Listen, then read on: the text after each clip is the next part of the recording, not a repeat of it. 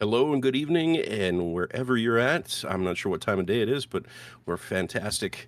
We're caffeinated this time. We got your message last time that we needed to up the energy. So, hey, we're bringing you some, I don't know if it's Red Bull inspired or what, but we're going to start talking a little bit more lively. Coming off of Christmas, this is December 26th, 2024. You're watching episode 30. This is Fight for Your Right. We're going to be getting into right to repair. So hang on to your seats. We've got a fantastic discussion coming up. I'm John, founder of Wile Support. And I'm Mike. I'm Artie. And I am Jackson. Slave to Wile Support. No, I'm just kidding. But yeah, John, tell us a little bit more. For those who have no idea why they care or why they don't care, what is right to repair? Well, it's one of those interesting things. You've got many devices getting made now that are turning into subscription base.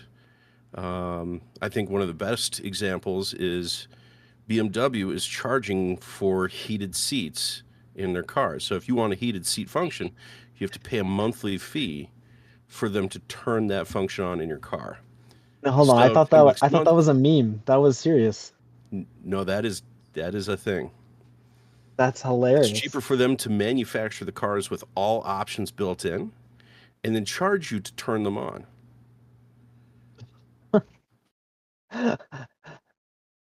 Can I prevent my BMW from connecting to the internet? Like, how does it know? I think if you tell it not to connect, then you just don't get heated seats.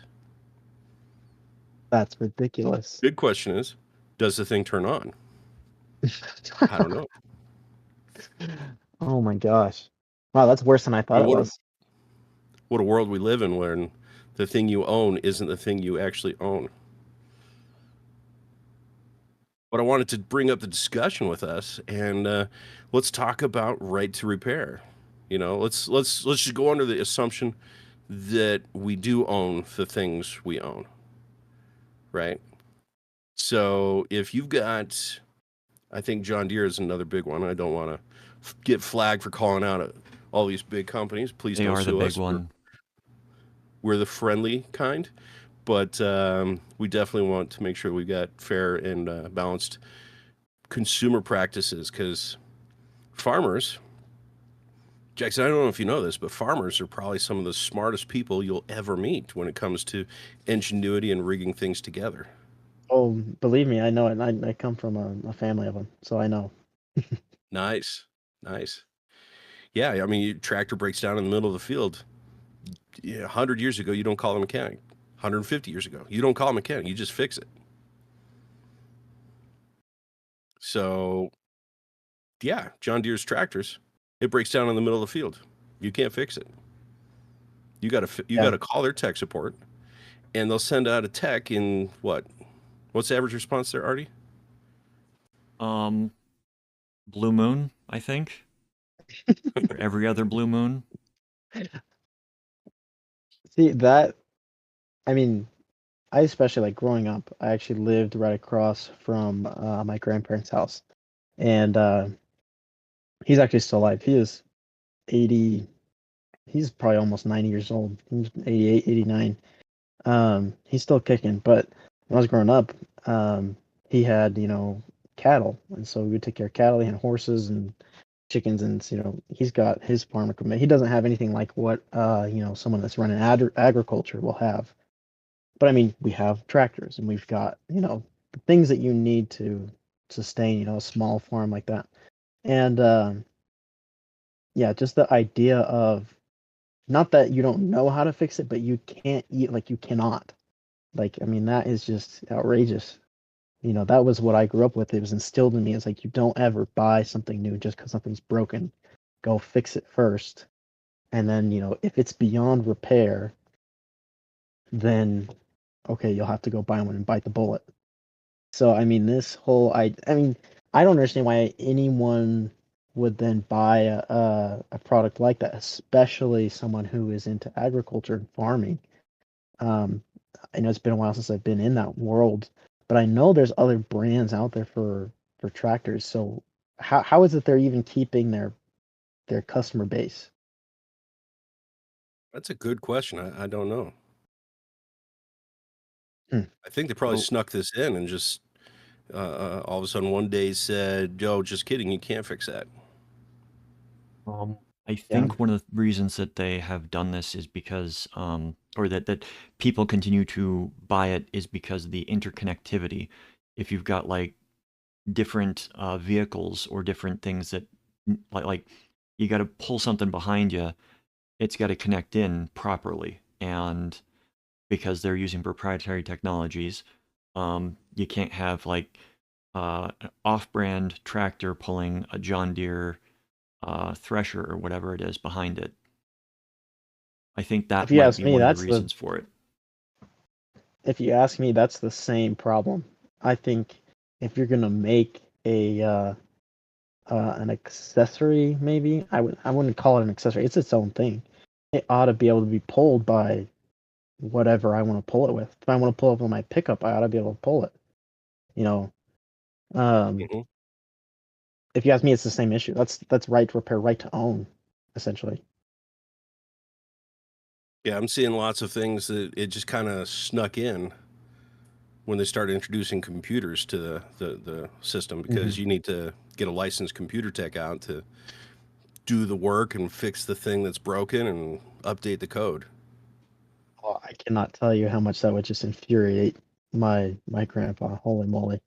He can't. He doesn't even know. He still doesn't understand what the internet is. So I mean, to tell him that it doesn't work because the computer's broken, that's how you'd get him to cuss up a storm. I'm sure that's pretty funny. You'd find the computer parts strewn across the county road. Oh yeah, no, they'd be long gone. So I mean, and that makes sense in a way because I mean, I don't remember if we were ever really used a lot of John Deere. I think he has a John Deere tractor, an old one. One that was never even introduced to the computing world. I'm sure is way too old for that. But I mean that makes sense if it's been because John Deere is a well established brand, and usually the agriculture, um, it's like a family thing. It's passed down. So I think that would make sense to me if it's like been a culture thing, and then oh well, my dad, my grandpa, my great grandpa, we all just have John Deere tractors, and that's the brand we buy. It's almost kind of um like Apple, like Ford everyone, versus Chevy. yeah, something like that. Like it's just like, yeah, my dad had a Ford, my grandpa has a Ford. I don't ever buy a Chevy, even though, you know, whether or not it is an actual better option, it's just that brand identity has been established. And yeah, I don't know. That makes sense to me, but at the same time, like me personally, I would just drop them like I would never purchase a John Deere again. Yeah, there's a lot of farmers that did that. Mike, what's your thoughts? I've got an uncle that's in the agricultural business, like on a very small scale, but yeah, he's had his share of tractors. Has to go cut the hay, bale it, all that stuff, take care of the cows. So yeah, he's had his share of farm equipment, and just like Jackson, he's a very handy person, and if he has to go fix it, he'll go fix it. Um, it's making me think that the computer aspect of being able to switch a feature on and off, but what about even just if it's a part? We're used to being able to, those of us that can, run to the auto store to buy a air filter or an oil filter or a gas cap or whatever it is that's broken on the vehicle. Say I need new spark plugs, and we can find a lot of these parts on the internet or going to our local auto parts supply store, and be able to pick these up. To me, it's like, well, the computer might only be like part of the problem, but if it's an actual physical part, what else are they doing? Are they also restricting their supply chain to say only authorized repair people can even access this part or acquire this part? And then what happens when people figure it out and make knockoffs and everything like that works just the same, but hey, I can sell this because it's not the exact patented, part or whatever. Mhm. So it makes me think of all the ways you could try to get around this. It's like, fine, I don't like your computer. I'm going to take your computer out and I'm going to put my own computer in. I'm sure there's plenty of open source projects out there for, you know, systems control on automobiles and tractors and whatnot. Raspberry That Pi paste.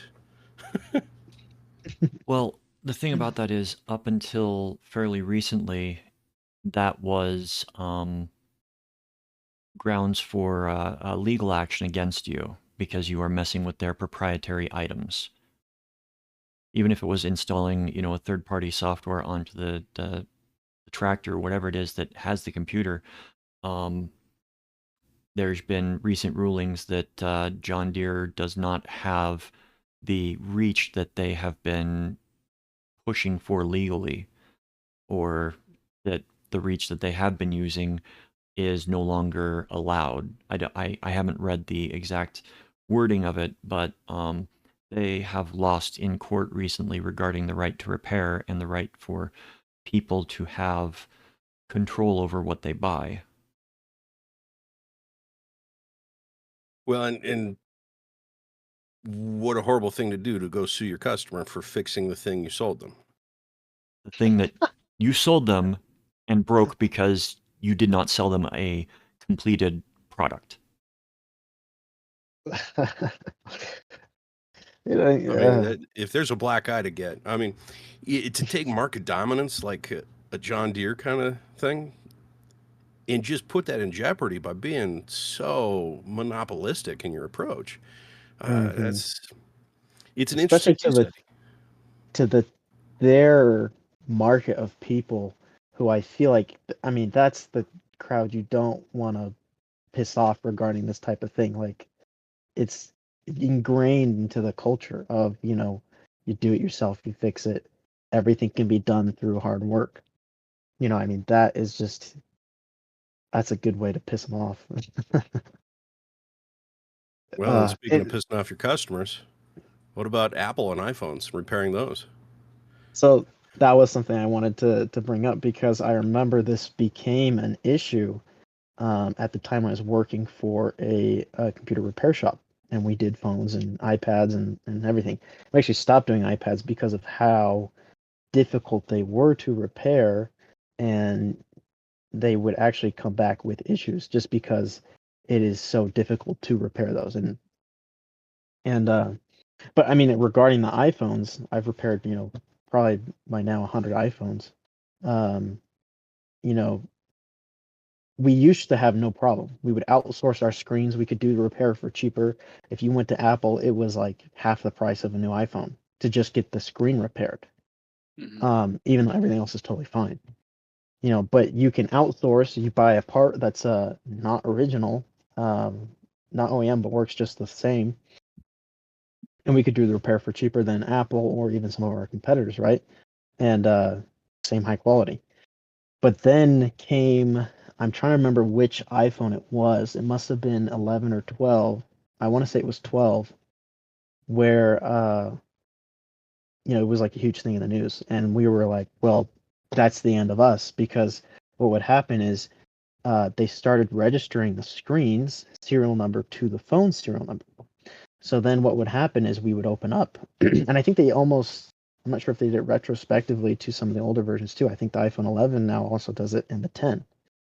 But what would happen is if you take that screen off and you put, even if you bought the original Apple part and you put the new one on, the iPhone, it'll boot up, it'll work, but immediately you'll have a big old red notification. It'll say, hey, this is not an original part, or this was not done by an Apple certified technician. And this birthed out of Apple's diagnostic tools, because those have always been proprietary, and no one else can access them unless you are an Apple technician. So I had access to, when I was in high school, Apple's they had their own class that they were outsourcing to high schools for students to take them, and they could get Apple certified. That's what they called it. And so there, I actually was able to use diagnostic tools. I could actually diagnose my own iPhone because I was technically a junior technician or whatever I was called at the time. When I had access to that, that was a fun year. You know, I was like, oh man, I feel like I was on the inside, right? And so it's the same thing. That was always an issue with us as well. When we wanted to test an iPhone, we couldn't just have the iPhone run its own tests and tell you what was broken. You have to manually go through it. And sometimes you just never knew. You were just like, well, this part is not working, and I don't know why it's not working, but that's all you can tell. And so this has come as a product of that, where now not only can you not diagnose it, but you need that diagnosis tool to even swap out a part, because it's within that tool that you reassign the serial number. You say, okay, this new serial number to the screen goes to that one. And if you think you can do it, and if you would like to do it with, I hate to say off-brand, but third-party parts, yeah, forget it. You'll never get it synced. And so it's a huge. Sorry, that's my rant. But No, that's so let me take a devil's advocate perspective here, guys. And you know, I don't want to be the apologist for corporations. I definitely don't want to be that guy, but there's some good reasons for locking the phones down that way, or locking down tractors, or locking down any of those things. I'm not sure you want to go down this route, John. You might break some friendships here. No, I'm just kidding. And no, you're fine. I may agree with you on some of these, so I'd like to hear them. So, let's say you're hanging out with your friends. You're out on the town, hanging out, you know, just at a table like an Applebee's or something. You pull out your phone, you start typing, texting. You're sitting there looking at your phone, and you look over at your friend talking. Somebody walking by just grabs your phone. They're out the door, they're gone, your phone's gone. They might have your code, they might not, but they've got your phone.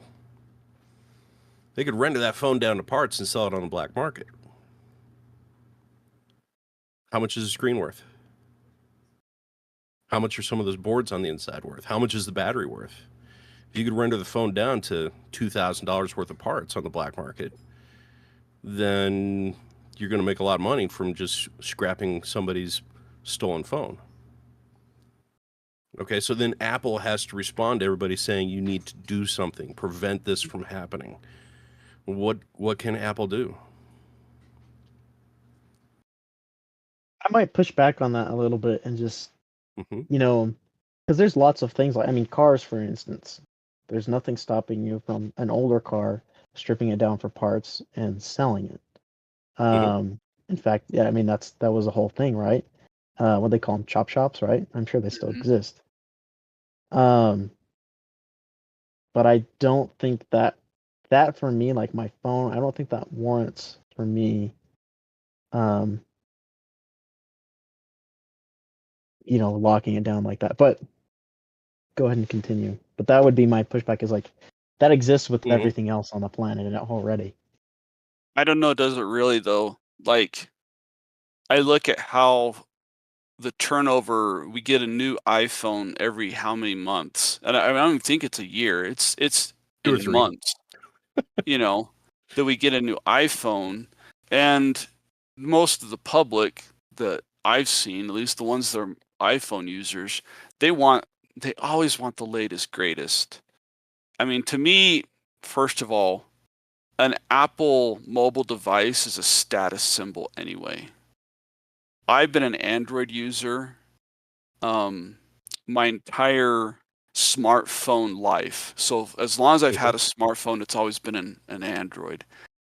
Computer-wise, I have used Apple products. I've had Apple laptops for a good portion of my life too, and even desktops, and they're great computers. And they did what I needed them to do. I was in the graphics industry at the time, and that's what you used when you were in the graphics industry, is everybody used Apple because Adobe worked really well on Apple, and there you go. But when it came to the mobile devices, I went with Android. And I always saw the iPhone as being kind of a status thing. And the people I know that have iPhones, it is a status thing because they always have to have the latest, greatest one. It's not like, oh, iPhone, like, remember how big the iPhone 10 was when it came out and everything?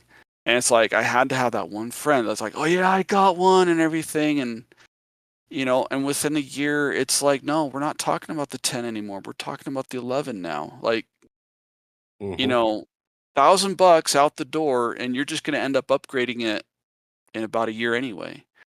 So I have an Android, and my Android is definitely not the latest, greatest. So somebody takes it, what really is the street value of any of the parts? I mean, is it really worth enough to part it out? Maybe, maybe not, but there's definitely better quality phones that are cheaper than what this thing originally was when it first hit the market. You know what I'm saying? It's just like, I don't, unless it became like a really rare, hard to find thing, I don't know that, you know, people are wanting to grab my phone and part it out. So I'm kind of shooting down your scenario more than I am, you know, the whole idea does right to repair even fit in this situation. But that's just kind of the way I see it. Is that really a thing to have a phone parted out? Now, Yes. Here's the thing. I'll say this. My wife's screen cracked last month, and she did take it in to go get the screen fixed. It's an Android phone, and was able to get a screen repair done. We actually shopped around. We went to a couple different places, and the place she ended up at, just over here in our mall, was the cheaper option. And they did it like on site. They had the screen that fit in stock because it is a popular model. So they're able to do it right there, and it works. It's just great. It works like new. And it's better than her having to go find and wait for the delivery of a brand new phone. And she had like a warranty thing. She would have had to jump through all the paperwork and hoops to, you know, do the warranty or the insurance or whatever. And it's just, you know, just get the new screen. And there you go. And we're trying to teach people. Really, we should be trying to teach people to be smart, responsible with their money. Okay, that we should be. You know, we have such a huge problem. I can't speak for the whole world, but I can definitely see it in the U.S. that we have such a huge problem with consumer debt, of people just spending all this money on all this stuff. And it's just like, it's just money that just gets thrown away. And it's like the old farmer's attitude is that you buy something and you use it and you wear it down, you repair it, you wear it down, you repair it. And eventually it does get to the point where the cost of the repairs exceeds, you know, just buying a new thing. And so then, yeah, okay, now I got to go buy a new thing. But man, I got 60 great years out of that tractor, you know. Look at all the work that it did in 60 years, and I just had to maintain it and repair it when it needed it. Whereas that's not what the manufacturers want. They want you buying the latest, greatest thing every single year. They want your repeat business, because if they made stuff that actually lasted, which they are perfectly capable of doing, they would get initial spike of sales because everybody's going to run out and buy one, and then it's going to taper off because then everybody has one, and they're going to hang on to it for 5, 10, 15 years or whatever. Yep. Well, in the pirated parts, the harvested parts from stolen phones actually was a huge problem coming up. And then when Apple put all these blocks in saying you couldn't use the phone's the replacement screen because the serial number didn't match, it shut down that black market because you couldn't harvest a phone. You couldn't make your own black market third-party screen and put it in there. So they locked their ecosystem even tighter. Now, from a corporate perspective, I'm going to provide you an iPhone with a guaranteed quality of service. It's going to function perfectly every time. If it's got an issue, our technicians are trained how to fix those issues because we've seen it before. Whereas if you're putting third-party equipment in there, the screen might freak out, the driver board on the inside, the digitizer might freak out, the whatever might go wrong.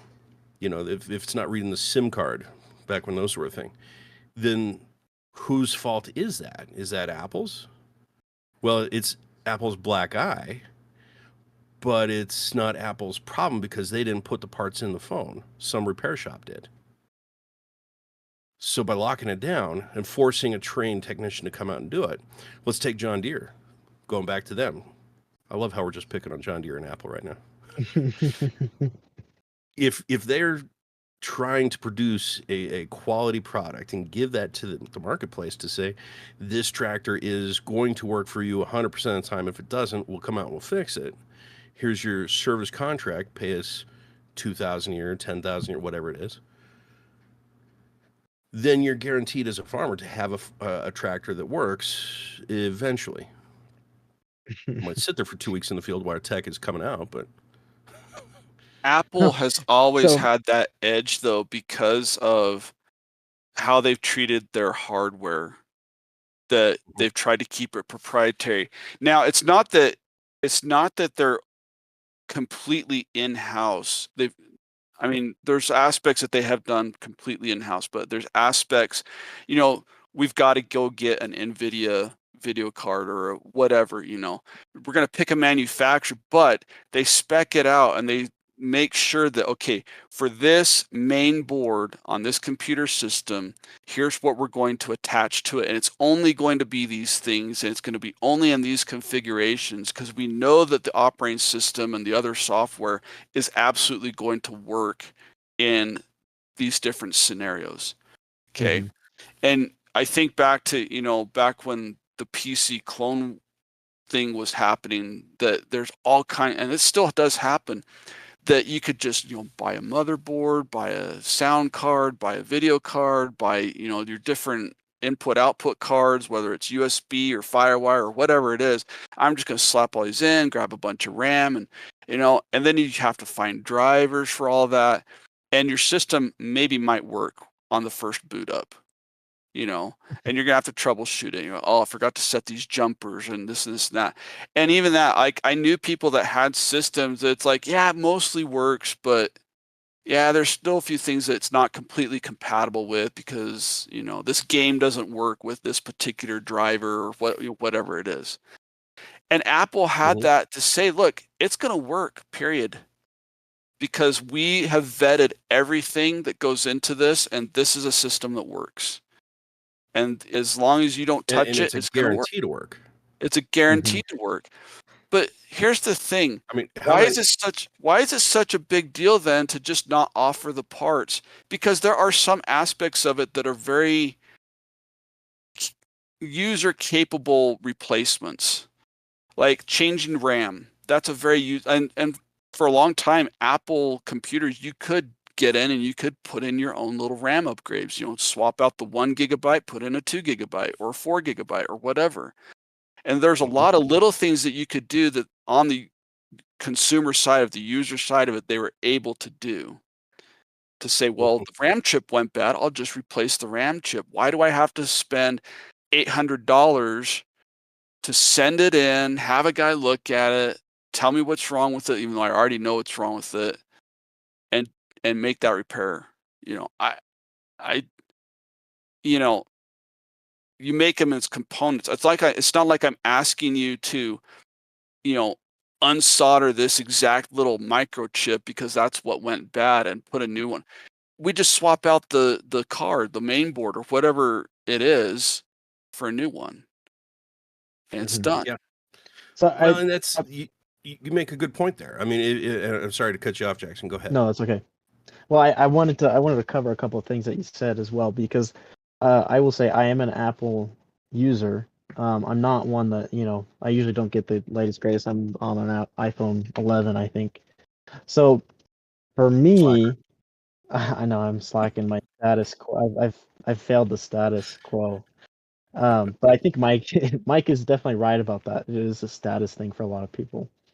But what I wanted to say is that with the proprietary parts, like the biggest comparison for me, I should say, is if I have a Windows laptop, maybe some of the newer, even a newer one. If I have a Windows laptop, I'm worried about that thing getting stolen because I know all someone has to do is reinstall Windows, and it's theirs. You know, Mhm. it's an easier thing for a thief to get his hands on and make a profit off of, I should say. However, my iPhone, I never worry about that. I've been to places where people just, they just leave their phones out. They'll go to the bathroom, in a restaurant or in public, because it's not a worry. It should be. It should still be a worry. But in like my mind, I have a very low. I'm not worried about it because I know that Apple has all these restrictions. My iCloud is locked on that thing, and no one is getting into that unless they completely replace the main board in it, in which case is no longer a profit and no lowly thief is going to do. So, I will say I do enjoy that peace of mind, and the same goes for a Mac. All Macs have the same functionality of you can lock it down with your iCloud. Maybe not all Macs, but I should say the newer ones. I think 2016 and on, they're all have their security chip in it, which does the same thing. But that means you can't even change out your hard drive in Yeah. the newer Macs. You cannot do it unless you have diagnostic tools. So And that's there one is thing the push. Apple really hasn't touted in what they're pushing. They're saying it's hard to repair. You can't repair your own because if they open it up for people to repair their own, then the thieves could repair it to their advantage. Mm-hmm. So I will give you that one.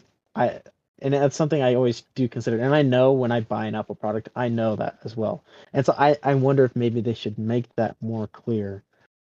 Because Mike was also very right when it's something unique to Apple is that they make the hardware and the software, and it is set. It's like you buy it, that's what you get.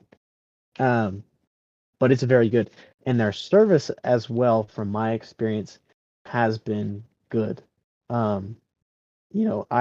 also have an iPad that I use for schooling, and it was a newer one where they have Touch ID on the power button, and for somehow the glass cracked, Touch ID doesn't work anymore. It's a pain in the butt.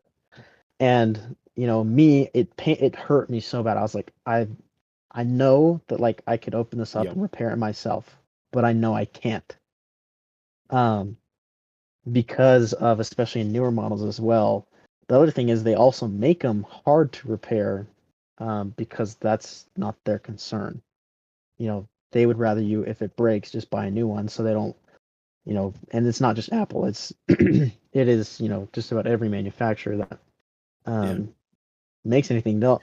Their focus is not on repairability; it's on making a good product, hopefully. And so, but Apple, they do, like you're saying, they do have that guarantee. When it was broken, I need to get it replaced. It was fast and it was painless for the most part. It was quick. And so I didn't go a day without my iPad, which was nice. Mm-hmm. Whereas something like John Deere, like 2 weeks, that's a lot of lost revenue. That's like, a Huge. business being without internet for 2 weeks. What can you do? So again, to take my devil's advocate perspective, yeah, it's been 2 weeks, but here's what you're going to get when we come out there. It's going to be a guaranteed solution. Your tractor is going to work when we're done with it. Whereas if you tried to fix it yourself, these computers are so complicated that the sensors may be out of alignment. Things aren't going to work the way you want. It's not going to be as efficient, and it will probably break down on you again. So we want to make sure that your tractor is taken care of by people who are trained and qualified to fix that. So sorry for the 2 weeks down, but not sorry because we're giving you a quality product. But are they really giving a quality product if it's going to be breaking down every few months? Or, Don't that ask new that question. software update bricks your tractor and you can't undo it. Don't Wrong questions. That's when John says it's above my pay grade. I don't answer. So hey, so going back to Apple now on that. So I had a 2007 No, that's MacBook, good questions. Go ahead. 2007 MacBook Pro. Okay, used it for about. I'm trying to think, how long did I have it? I think it was about 2 years, maybe only a year and a half, 2 years into using it. There was a firmware fault. Actually, no, it wasn't a firmware. It was a manufacturing fault with the video processor that I think that they didn't acknowledge, like, so it's kind of unfortunate because I think they finally acknowledged that there was a manufacturing problem, but it was after I had already had this problem. But something in the manufacturing process made the video processor sensitive to thermal stress. And so even though the firmware was programmed a certain way to turn, kick on the fans at certain temperatures, it wasn't right. This thermal stress issue caused it to fail sooner than it would have, kind of thing. Anyway, so I had this problem where basically the main board failed because it's all integrated video circuitry in a laptop, right?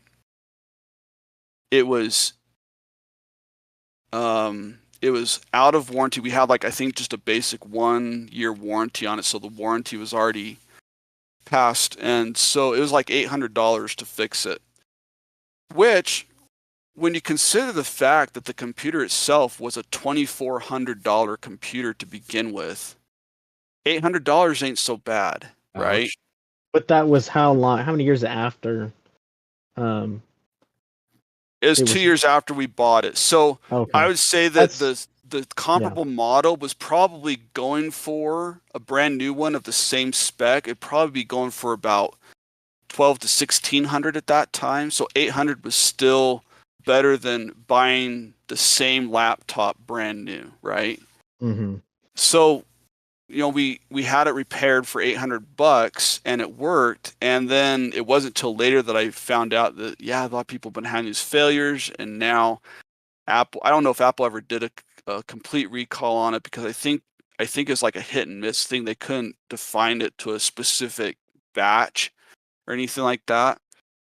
But there were remedies, get this third-party fan controller app, and so you can manually set your own settings for your fan control so it kicks on earlier and keeps it cooler and everything, and that seemed to help, and I never had problem. And then I used that computer all the way up until 2014, and then I had the company get a 2014 model, brand new at that time, and the computer actually still works. It's just that it wouldn't operate the operating system that I needed to operate the software that I needed to be able to do my job. It's just the fact of incompatibility was what caused me to upgrade at that point. But otherwise, it's still a great computer. So when you're talking about manufacturers putting in defects, now again, I'm taking the devil's advocate, but there was a time when Apple sent out the Xserve. You remember those when they first came out? Xserves were one rack unit servers. Mm-hmm. Those things were so cool. Uh-huh. Do you know the first generation? They shipped them bricked. They would not boot. Really? They shipped DOA systems out the door saying, we'll send you a fix as soon as we've got one. Oh my Really? goodness. Yeah. So they knew it too. Yeah, they knew it. They knowingly shipped it, and it really upset a lot of people that were sitting there. But you also had customers standing there with pre-purchased systems saying, hey, school's starting. We need our servers now. Said, okay, here's your server. My boot in 3 months. My department at college, I don't think it was a first generation, but I remember my department at college, about the time I was finishing up, the department got an Xserve. I don't know what they were going to use it for. I think they wanted to use it to host websites or something for the web design class or something like that. Mhm. And so they had one of the other, they weren't lab assistants. They were they had been lab assistants, but they got put into some other technical role, and anyway, they were assigned like, hey, sit down and learn this thing and figure out how to set it up and all that. But I remember those. I didn't know that they shipped them bricked though. That's really Yeah. and knowing what I know now, like I would look back on that and I would have gone, department's wasting its money. They should just buy a box and put Linux on it that is going to do the exact same thing that they want it to do. And For a that's fraction of the probably why cost. Apple. Yeah, that's why Apple got out of the Xserve market, is because you're building a custom version of the OS for a very small niche product Hmm. that's not going to serve much. It's going to take more time and hassle from your engineers. Just focus on one good product and send that to everybody, and Yeah. let the sysadmins come up with their own servers, or better yet, iCloud. Put them on the cloud. Get them on the service. So, getting back into the devil's advocate piece, if I'm Apple and I'm giving you a product that is guaranteed to work with iCloud, and if not, I've got technicians that can get in and fix it for you. You, the consumer, will be happy in the end because your product works. But you know what it What if I feels don't like want to then at use that iCloud? point? You know what it feels like at that point? It feels like that you're treating me as a business, an enterprise business, instead of just a regular home user. And home You should be users honored. shouldn't have, but I don't think home users have that kind of money. When I hear enterprise, I think large sums of money and expensive.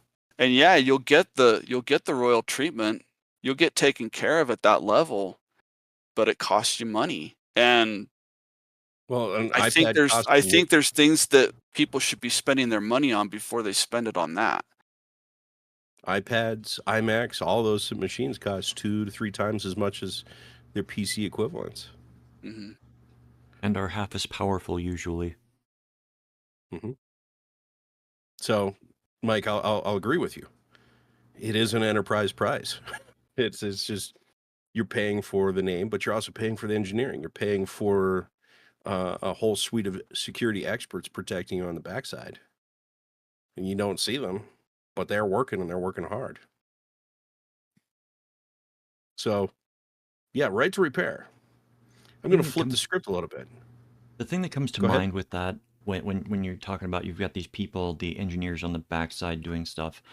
So there was a recent ruling that Apple has to have a universal charging cord for phones that are being sold in the European Union.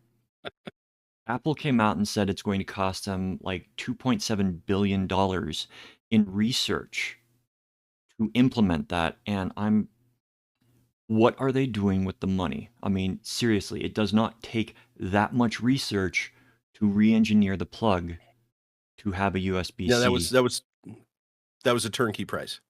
That was start to finish. It would be $2 billion, $3 billion, whatever it was. So I'm gonna flip the script a little bit. I'm gonna go towards right to repair instead of corporate apologist. Oh, thank goodness. What's that, Jackson? Speak up. I can't hear you. No, but somebody So, does, because there. I think there's a balance. But go ahead. yeah, my first thought when I heard that it's going to cost them $2 billion, it's like, cool. Now you know how much it's going to cost. Go do it. You only put those So, numbers like, you together thought about because you this thought it before. through. It's like, Doesn't why build your own ecosystem that excludes the universe's USB-C? Go ahead, Mike. hasn't Apple made hasn't they dealt with trillions of dollars? Like, Yeah, they're only worth $3 trillion or something like that. so yeah, it sounds like a big money, 2.7, I think you said, billion. Like, okay, yeah, I would love a small percentage of that in my bank account, please, but for a big company like Apple that has made, trillions of dollars, that's like, okay, so what? Big deal. Like, You're still going to buy the charging cord for $27 I know. or 35 or Not 42 from or Apple. whatever the number is that day. You want the one from last week, it's going to be So, 3 times the price. But go on, John. So from a right to repair, my phone breaks. I want to replace a screen. I want to buy a screen and I want to put it in there. Right? My laptop breaks. I want to buy the replacement part. Let's say it's the keyboard. I want to buy a new keyboard off of whatever reputable site, hopefully reputable. Pop that in there, and I'm off to the races. You know, it may not be the original Dell keyboard. It might be a knockoff keyboard, but who cares? If A, B, and C, type A, B, and C, I've got a keyboard. Been there, done that. So many times. A couple times. Yeah. Screens, laptop screens, keyboards. Mhm. I replaced a few of those. And it's been it so here's one. Because we talk about how the company wants to maintain the quality and the functionality to make it appropriate, right? Boss's laptop got left in his bag on top of his car, the roof of his Honda, right? And got a phone call, got distracted, forgot that he'd even left it up there, got in his car, drives off, and in the process of driving off, the bag flies off and lands in the dirt parking lot at this place he's at, right? And maybe even had gone under a wheel at that point too, or something, right? Not sure, but it did result that the laptop screen was completely cracked, right? Functions, still, you can still kind of see an image there, but with an LCD crack, you know how it gets, like there's the crack and then there might be some sections that are just completely wiped out and gone, but you can still see that the computer was generally working. Nothing wrong with the hard drive, keyboard, anything. Everything still functions. It's just the screen itself is broken. And it's like, that's got to be something I can fix, right? So I look it up for his particular model, make and model of laptop and everything, and find, here's the part number, here's the screen that you want to use to replace it, right? Guaranteed, fits all these models, right? So I order it. And I spent, what, $50 maybe on a screen with the shipping, I'll use including the same website. Yeah. Shipping all included, everything. It was $50 to get this screen sent to me. He sends the laptop. This is when I was still living in Utah. He was here in Wyoming. And so he shipped the laptop to me. I got the screen ordered, had it delivered to me. And so then I did the repair at home and everything and got the computer all put back together. And it worked just great, except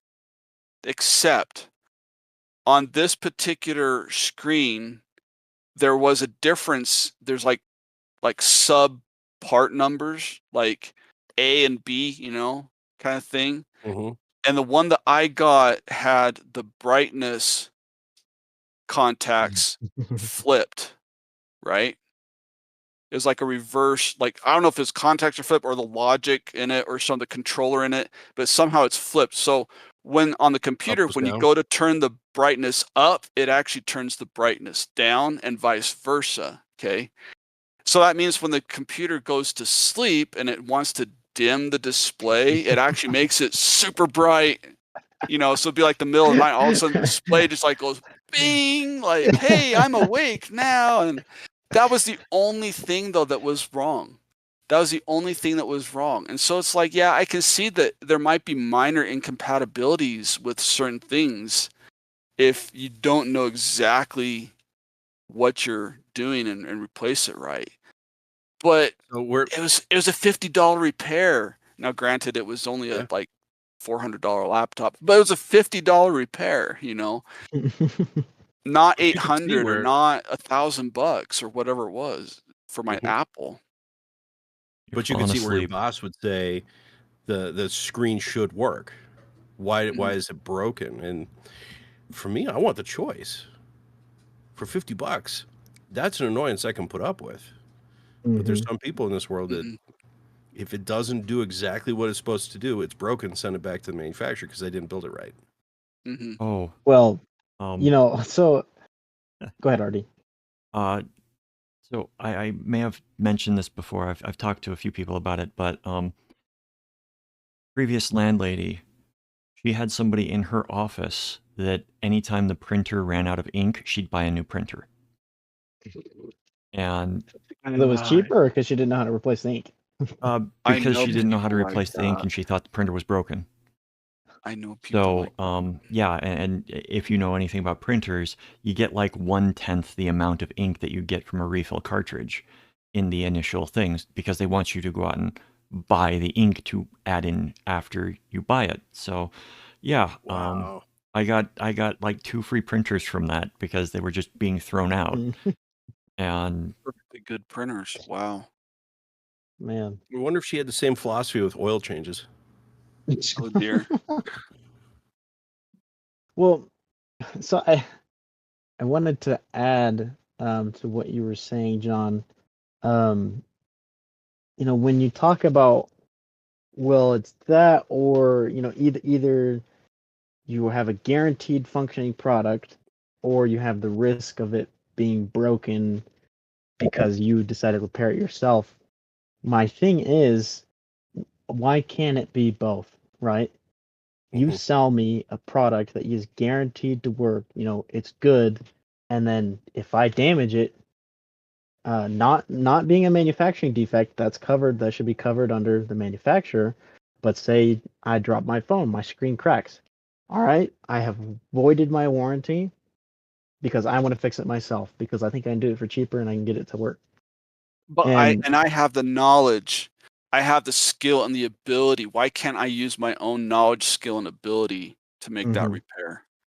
Right. And so for me, I'm okay saying, that's all right. I've had my hands in it. I've, I won't blame the manufacturer. Like, it's too late. I decided to go for the cheaper repair, knowing that it's no longer going to be guaranteed by manufacturer. But now I get an extra, 3-4 years out of this device. Or in the world of automotive or tractors, I mean, that's another couple decades, right? So I mean, that for me, I don't see why we can't have that as an option. Um, because that to Absolutely. me makes sense, right? We have uh I should be able to take that risk for myself. Give me the warning, say, hey, if you do this, you're no longer covered under our warranty or whatever. Like, that's fine. I will void warranties left and right because I think I have the skill and ability to repair it myself and do it for cheaper.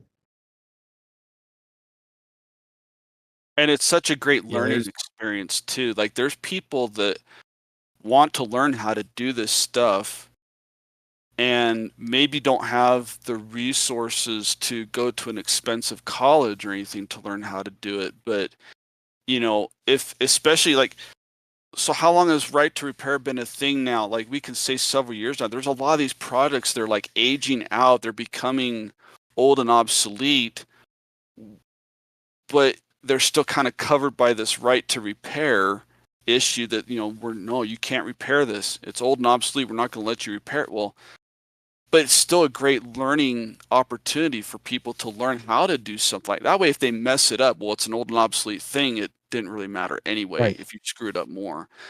And Right. I look to you look at the retro computing community, there's all kinds of enthusiasts that are fixing Commodores and old Macs, Mac Classics, Ataris and Apple II computers and Amigas and all that other stuff. Yeah, those And aren't covered by Apple right now. yeah, I can imagine. But just looking at A lifetime warranty. people, and I look at that there's on social media, on Facebook, I'm in a couple Facebook groups for Commodore 64s, and it's amazing to see how many people that are actually of a younger generation, like even couple generations younger than me, that, by the time they were born, the thing was already gone and out of business and obsolete.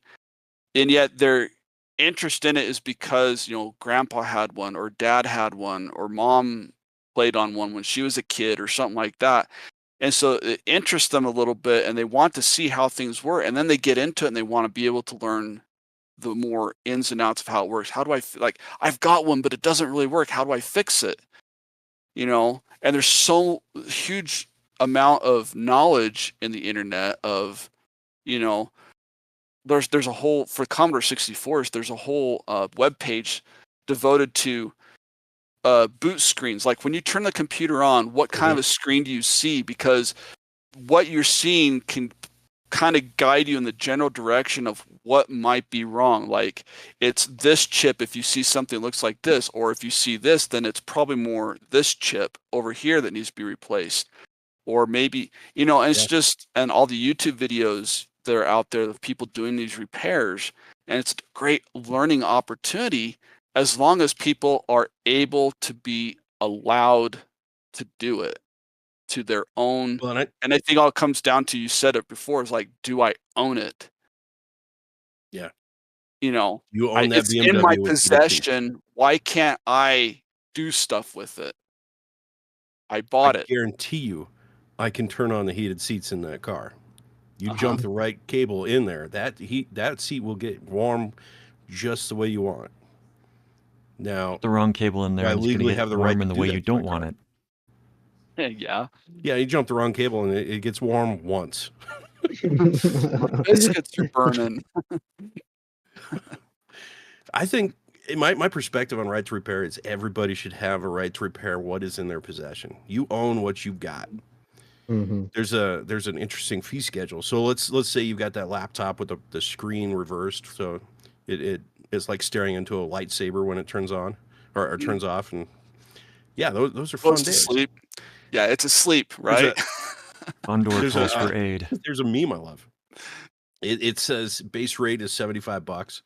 If you watch me work, it's $100. If you help, it's $150. If you worked on it first, it's $200. And if you tell me how to do my job, it's $250.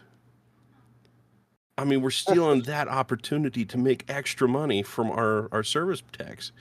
If they worked on it first and I got to come out and fix it, maybe I could charge a little extra because now I got to figure out what they fixed and how to undo that. Yeah. Mhm.